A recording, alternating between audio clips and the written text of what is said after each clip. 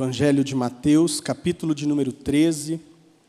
Nós leremos os versículos 44 a 46.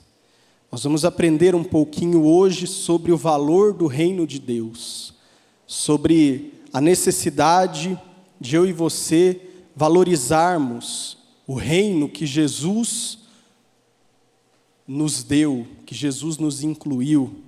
E Mateus fala sobre isso. Mateus capítulo 13, os versículos 44 a 46. Você encontrou? Amém?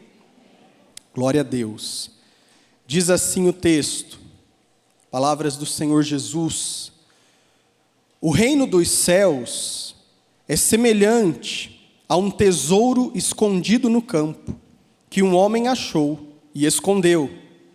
Então, transbordante de alegria, vende tudo o que tem e compra aquele campo. O reino dos céus é também semelhante a um homem que negocia e procura boas pérolas. Quando encontrou uma pérola de grande valor, ele foi, vendeu tudo o que tinha e comprou a pérola. Sabe, irmãos e irmãs, Mateus, ele é considerado o evangelho do reino de Deus. Mateus é um evangelho que dá uma ênfase maior em Jesus enquanto rei. Você já deve ter percebido que os evangelhos, os 4 evangelhos, Mateus, Marcos, Lucas e João, falam a respeito da história de Jesus, da sua vida, da sua obra, mas cada um deles tem uma ênfase. Marcos, por exemplo, apresenta Jesus como servo sofredor, como aquele que veio para servir o seu povo. Lucas, ele dá uma ênfase maior na humanidade de Jesus, as características de Jesus enquanto homem, enquanto ser humano. João tem um propósito claro de demonstrar que Jesus é o Cristo, o Filho do Deus vivo, e, portanto, João ele dá uma ênfase muito maior na divindade de Jesus. Mas Mateus é aquele que nos apresenta Jesus como rei.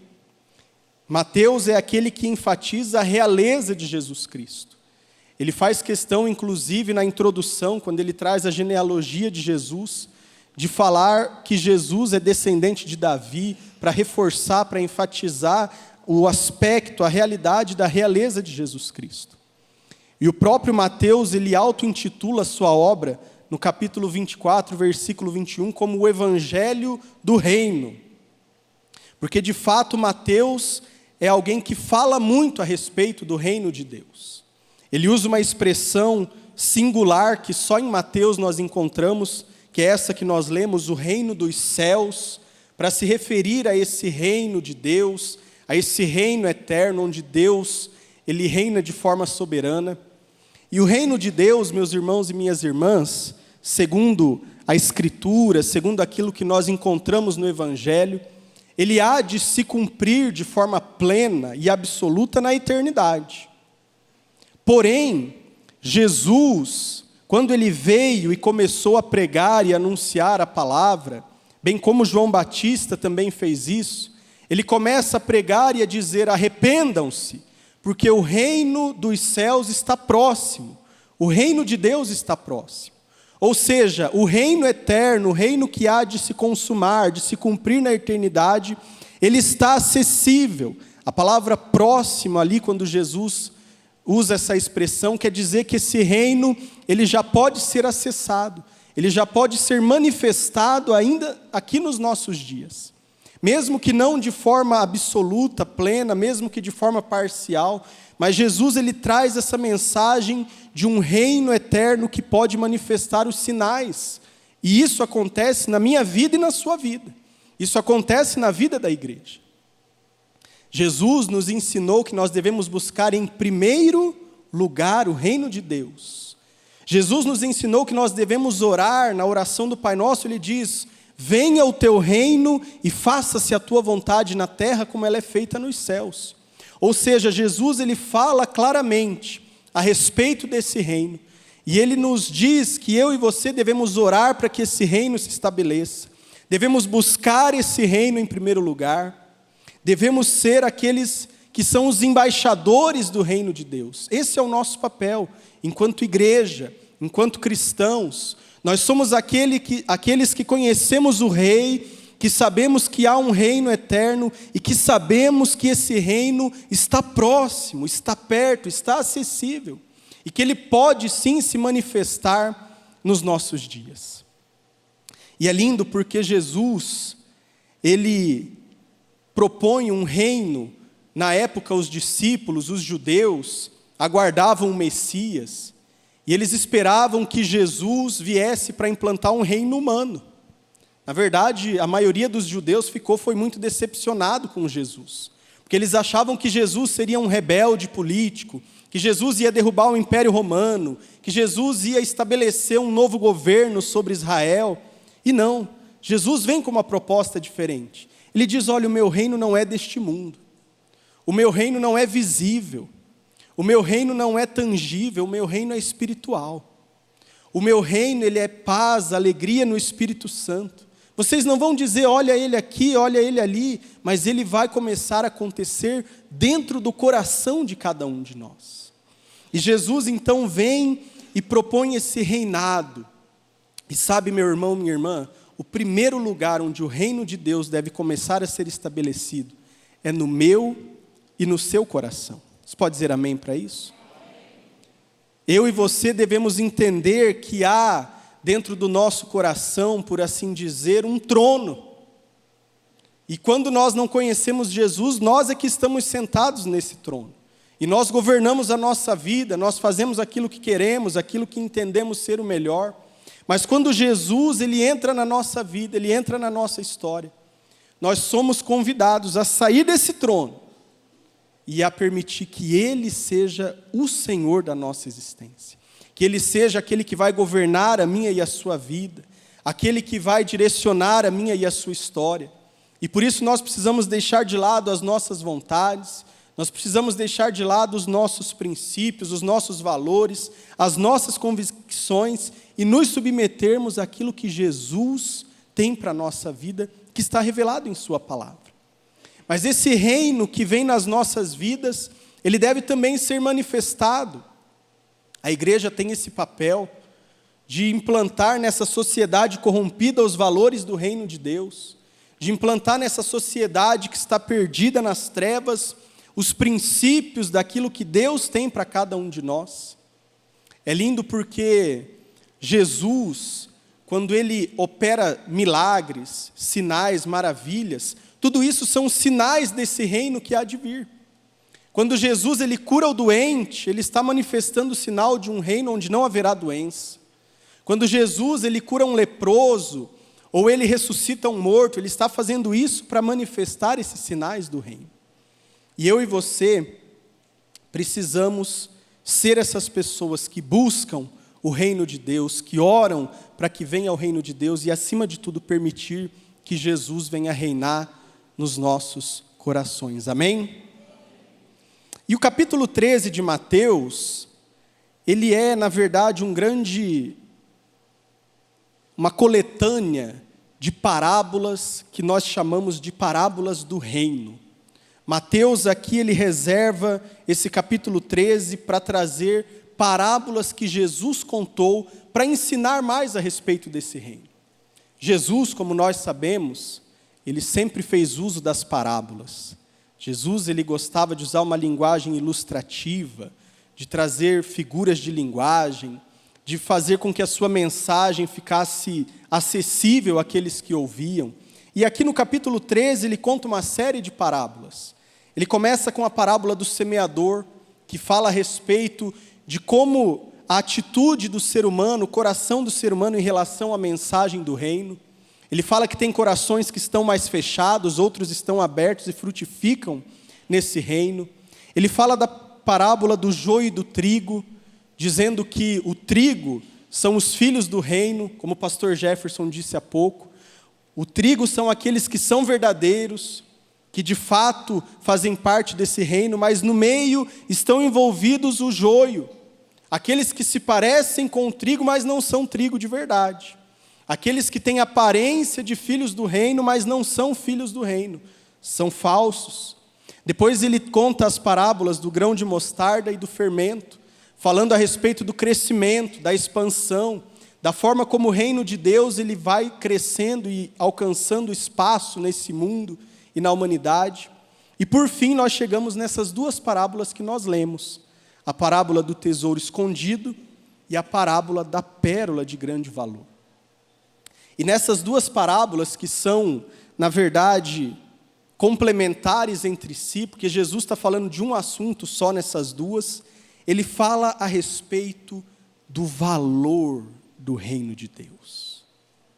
Jesus ele conta essas duas parábolas para falar sobre a necessidade de eu e você valorizarmos o reino que Ele nos dá. Sabe, irmãos e irmãs, na sociedade que nós vivemos, é complicado falar sobre valor, não é verdade? Hoje em dia, valor, tudo que nós falamos nesse sentido, as pessoas já associam a dinheiro, já associam a bens, uma sociedade tão consumista, tão perdida nessa questão do dinheiro, mas valor, ele é mais do que dinheiro, e você deve saber disso. Valor, ele vai além de um preço, além de um custo. Valor, ele tem a ver com significado, com importância. Valor é aquilo que faz sentido para nós, é aquilo que preenche o nosso coração. Por exemplo, imagine um presente que você ganhou de alguém muito querido, um ente querido, quem sabe um familiar, o seu pai, a sua mãe, o seu filho, o seu cônjuge, ou um amigo muito querido. E você ganhou esse presente desse amigo, e você tem um carinho tão grande por aquele presente. Quanto é que te custou esse presente? Nada, porque você ganhou, não é verdade? Mas tem um valor para mim e para você.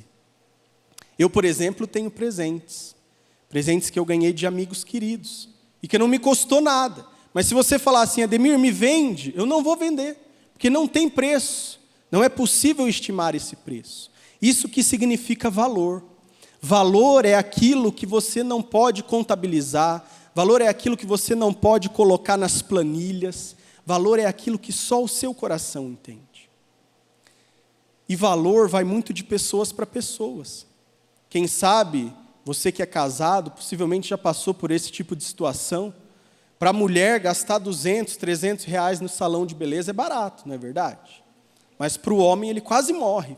Ele fala, meu Deus, como pode desperdiçar um dinheiro desse por causa de uma tarde no salão? Mas aquilo para a mulher é pouco, porque é importante para ela. Mas aí esse mesmo homem gasta 200, 300 reais para colocar um farol novo no carro. E aí a mulher fala, que absurdo isso! Mas ele diz, não, para mim isso é importante. Para mim isso tem valor. Então, quando algo tem valor na nossa vida, o preço pouco importa. Porque valor é isso, valor é importância, é prioridade, é significado, é algo que nos faz, que nos preenche na nossa vontade. Então Jesus, ele fala aqui sobre isso, sobre o valor do reino de Deus. Irmãos e irmãs, é fato, e nós sempre pregamos aqui, que a salvação, ela é pela graça, amém? Jesus não cobra nada para salvar eu e você. A salvação é pela graça, ela é um presente que Deus nos dá. Deus não exige nada de nós. Porém, Deus espera que eu e você valorizemos o presente que Ele nos dá da sua salvação.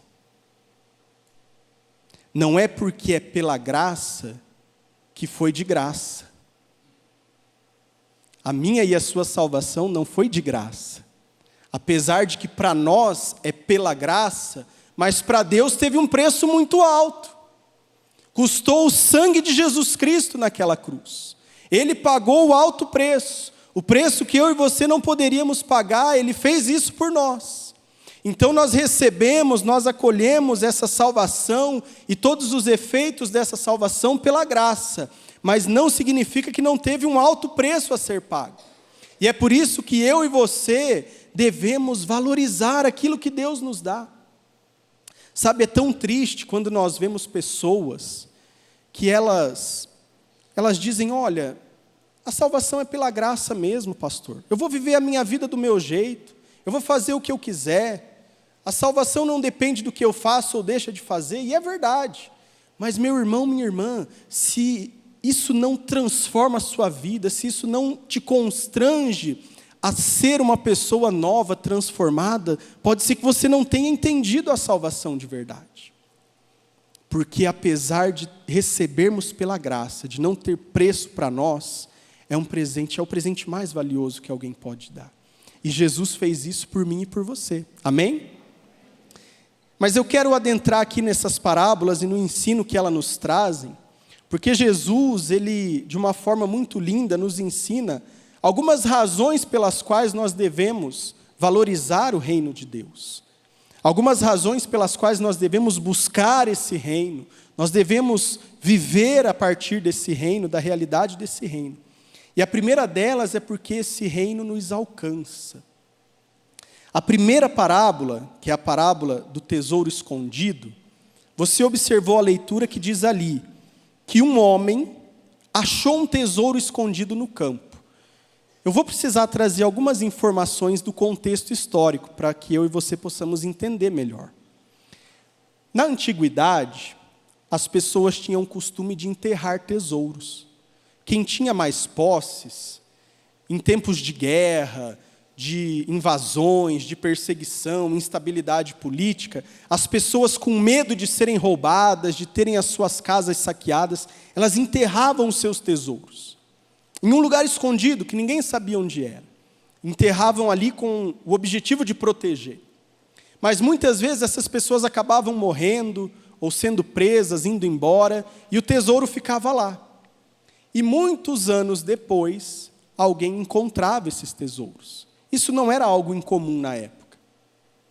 E havia o consenso nesse tempo de Jesus, e até amparado por algum tipo de lei, de que quando um tesouro desses fosse encontrado, ele pertencia ao dono do campo, ao dono da propriedade onde ele estava enterrado.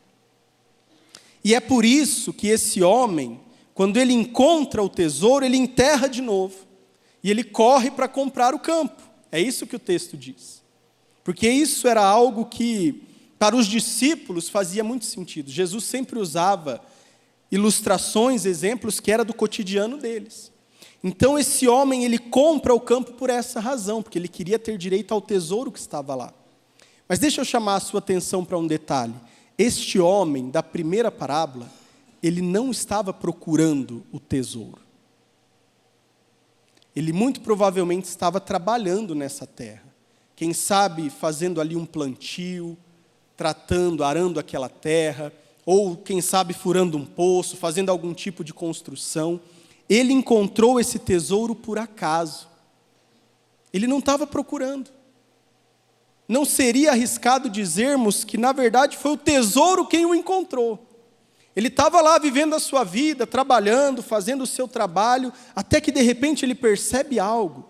E na sua mente ele diz, meu Deus, é um tesouro. A minha vida foi transformada. Eu vou enterrar isso daqui, dar um jeito de comprar esse campo, porque eu fui muito abençoado. Eu tive a oportunidade de encontrar um tesouro. E sabe o que isso ensina para mim e para você, meu irmão e minha irmã? Que é Deus quem nos alcança para o seu reino. Em Colossenses, capítulo 1, versículo 13, diz, Ele nos libertou do domínio das trevas e nos transportou para o reino do seu Filho amado. Eu e você precisamos valorizar esse reino, em primeiro lugar, porque Deus nos alcançou para esse reino. Porque Deus nos incluiu nesse reino. Este homem da primeira parábola, ele não tinha a menor chance de encontrar esse tesouro sozinho. Ele não tinha como saber onde estava o tesouro, ele não tinha como acessar esse tesouro. Por isso que esse homem encontra por acaso. E é assim que acontece na minha e na sua vida. Eu e você não podemos ir até Deus. A religião não pode levar o ser humano até Deus. É Deus, em Cristo Jesus, quem vem em busca de nós e nos alcança. Você crê nisso? Em João, no capítulo 3, Jesus conversando ali com Nicodemos, ele fala a esse respeito. Ele diz, Nicodemos, ninguém pode ver o reino de Deus, o reino dos céus, se não nascer de novo. Ninguém pode entrar nesse reino se não nascer da água e do Espírito. Jesus está dizendo isso, é o novo nascimento, é a salvação que é pela graça, que te dá a possibilidade de acessar esse reino. Por isso, eu e você devemos valorizar aquilo que Deus nos deu. Mas em segundo lugar, a segunda razão é porque esse reino é um reino que supre todos os anseios do nosso coração. Observe que na segunda parábola, a partir do versículo 45, ao contrário do primeiro homem que não estava procurando, esse homem da pérola ele estava em busca. Olha o que diz ali: o reino dos céus é também semelhante a um homem que negocia e procura boas pérolas. Esse homem da segunda parábola, ele estava em busca, ele estava procurando, era o trabalho dele, era o ofício dele, buscar pérolas, negociar pérolas. Ele comprava, ele vendia, ele encontrava uma melhor e ia trocando, melhorando. E sabe que essa busca, essa procura, diz respeito ao anseio que há no nosso coração. O coração do ser humano, ele está em busca constantemente. O coração do ser humano está em busca de propósito, em busca de significado, em busca de um sentido para a sua vida, uma razão para a sua existência. O coração do ser humano, ele tem um vazio, ele se sente incompleto naturalmente, e ele está sempre em busca. Ele precisa encontrar algo que o preencha, algo que o complete, algo que o faça se sentir valorizado. E quantas pessoas que buscam isso em tantas coisas ruins, tentando preencher o vazio do seu coração, tentando encontrar sentido para a sua vida, vão atrás de relacionamentos, vão atrás de pessoas, querem que o cônjuge, que o namorado, que alguma pessoa preencha o vazio do seu coração. Outras mergulham no trabalho. Situação pior é quando vai para vícios, para drogas, para coisas erradas, porque estão buscando isso. O ser humano está buscando, o coração do ser humano anseia. Assim como esse homem que procurava boas pérolas, o nosso coração ele precisa ser preenchido. Mas não há nada, meu irmão e minha irmã, que possa preencher o coração do ser humano, a não ser Jesus Cristo. E este homem que encontra, diz o versículo 46, que ele encontrou uma pérola de grande valor. Imagine esse homem, ele trabalhava com isso, quem sabe todos os dias ele pegava uma pérola, pegava outra, negociava, analisava, até que um dia ele se depara com uma pérola, e ele olha para ela e diz: meu Deus, a minha busca acabou. Essa pérola vale todas as outras. Essa pérola é aquilo que eu procurava. Aquilo que eu procurava eu encontrei. Ele chega a um momento da sua vida em que ele tem um encontro com algo que o preenche, com algo que o completa, com algo que traz sentido à sua vida. O apóstolo Paulo, quando ele escreve aos Filipenses, você não precisa abrir, eu vou fazer menção aqui, mas Paulo ele fala a esse respeito. Paulo era alguém importante, Paulo tinha títulos, tinha cargos, tinha uma posição na sociedade, certamente tinha recursos, era um homem abastado. Mas chega um momento da vida de Paulo em que ele escreve o seguinte: mas o que para mim era lucro, isto considerei como perda por causa de Cristo. Na verdade, considero tudo como perda por causa da sublimidade do conhecimento de Jesus Cristo, meu Senhor. Por causa dele perdi todas as coisas e as considero como lixo para ganhar a Cristo e ser achado nele. Paulo entendeu isso. Paulo teve essa experiência de encontrar Jesus e encontrar nele a razão, o motivo. E Paulo diz assim: olha, eu tenho muita coisa na vida, mas comparado com a sublimidade de conhecer a Cristo, isso tudo é nada. O título dele de fariseu, a sua formação, tudo que ele tinha, se tornou lixo. Paulo usa uma palavra pesada, esterco, lixo.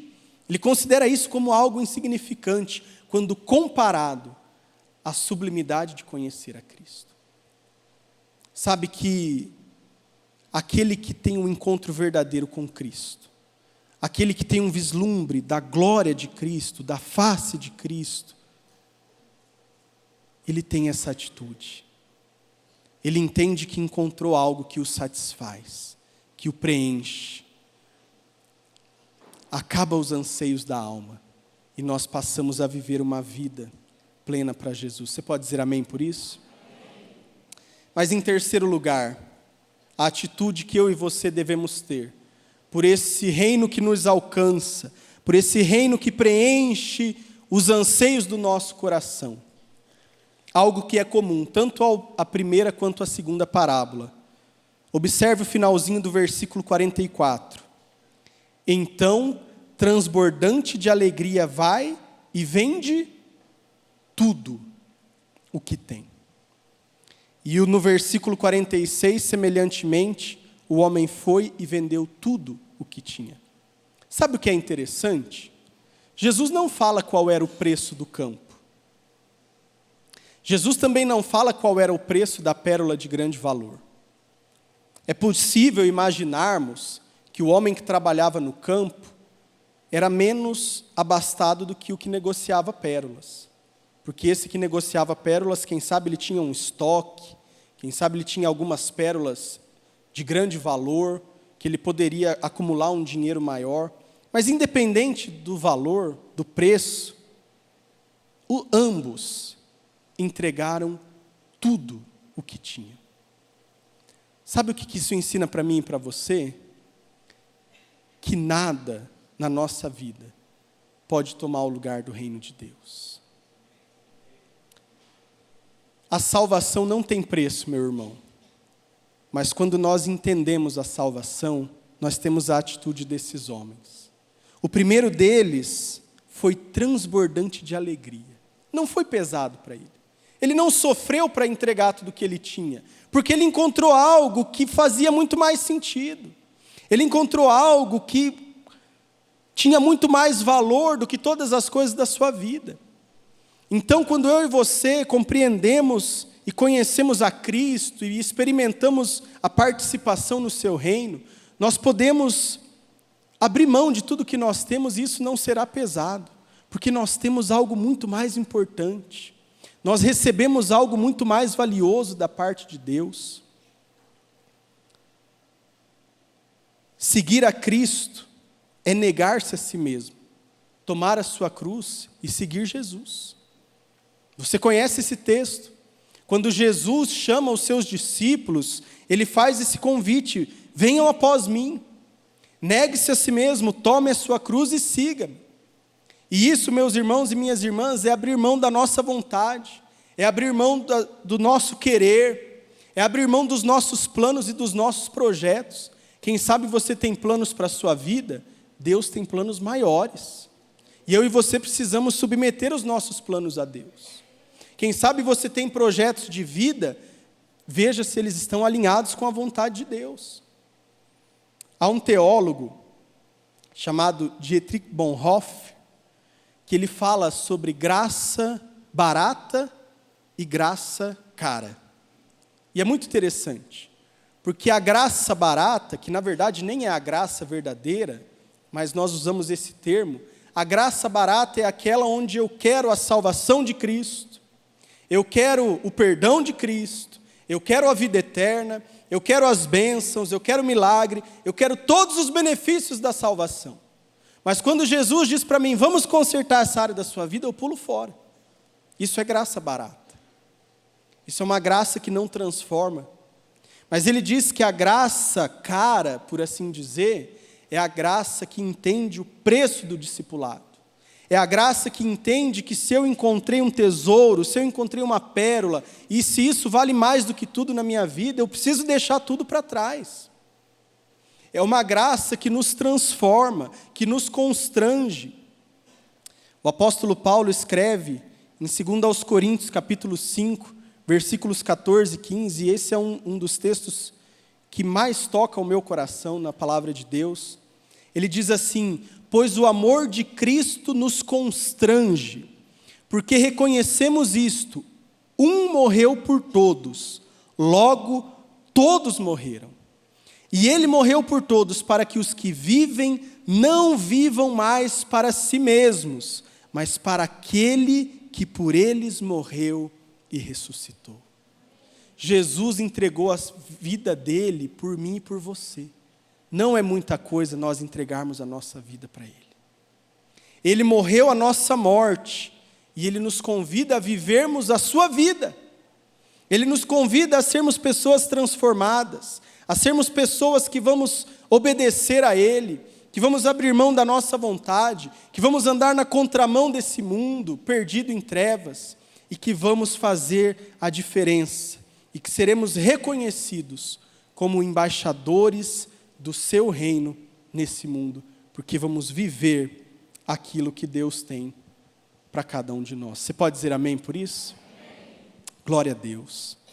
Ainda sentados, eu quero finalizar essa mensagem fazendo duas aplicações. A primeira delas é para você que, quem sabe, ainda não experimentou essa realidade. Quem sabe você se identifica muito mais com o homem que está procurando as pérolas. Quem sabe você ouve essa mensagem e você pensa no seu coração: Senhor, ainda tem um vazio aqui. Às vezes você pode até estar na igreja, irmão. Igreja e religião não preenche o nosso coração por si só. E talvez você pense assim: poxa, sabe, ainda falta alguma coisa. Eu ainda não sinto completo. Eu ainda não sinto que está 100%. Se é o seu caso, eu quero dizer para você que hoje você foi encontrado por uma pérola de grande valor. Hoje você encontrou o tesouro mais valioso que alguém pode encontrar. Porque Jesus está aqui.